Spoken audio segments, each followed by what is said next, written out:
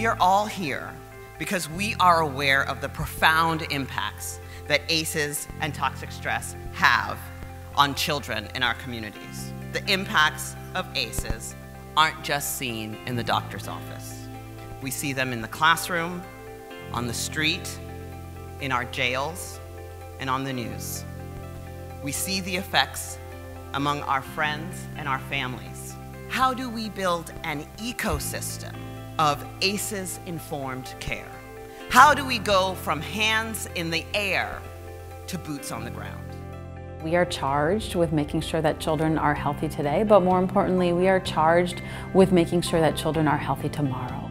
As a person who leads a program in the area of family violence, I think a lot about the adverse childhood experiences as root causes for the kinds of family violence that we see.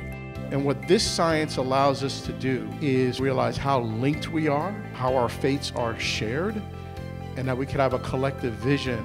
And I think one thing that's been hurting kids is that we don't work collectively. We work in silos. Everyone has a slightly different message or slightly different ask. And we have to work together to create a common language, a common way of talking about it in order to shift it into that sort of mainstream knowledge base. And how do we start to really measure what we need to measure at every level so that we can start to get the information and feedback we need in order to move the movement. We want to ensure that childhood remains a time of joy, that it remains a time of potential and possibilities.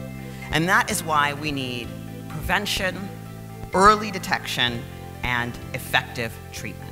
Pediatricians can't do it by themselves. We certainly know that we are not alone. Parents can't do it by themselves. School teachers can't do it by themselves. So all of us have to join hands around the life of a child.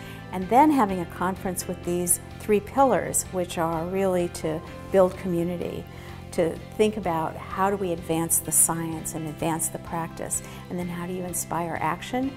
That's the right frame for getting people in the right state to make the changes and connections they need that will really take the field further. Because the second that you know you've had an experience that can impact you, and that it's not your fault, that there's more right with you than wrong with you, and you can always start to have compassion, then you become a healing machine. We should not see our role as missionaries, as ones that come into a community to fix the problem or work with a kid to fix his or her issues. We should see ourselves as people unlocking the potential of our kids. We, as pediatricians, already have a strong sense that it's our fundamental responsibility not merely to focus on their immunization rates, which is extremely important, not merely to focus on their height, weight, and blood pressure, but also to focus on the person that they can become, the future that they can have free of illness.